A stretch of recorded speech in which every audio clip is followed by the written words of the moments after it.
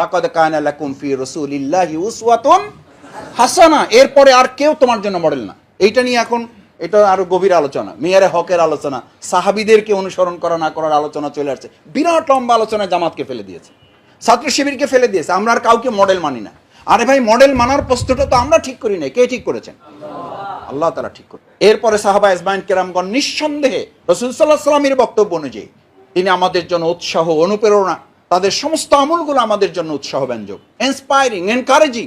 এগুলো সামনে রেখে বাংলাদেশ জামাত ইসলামী সাহাবীদেরকে নিয়ে যত আলোচনা করে, পৃথিবীর আর কোনো দল, মত, সংগঠন, কোনো প্রতিষ্ঠান এত আলোচনা করে আমার জানা নেই।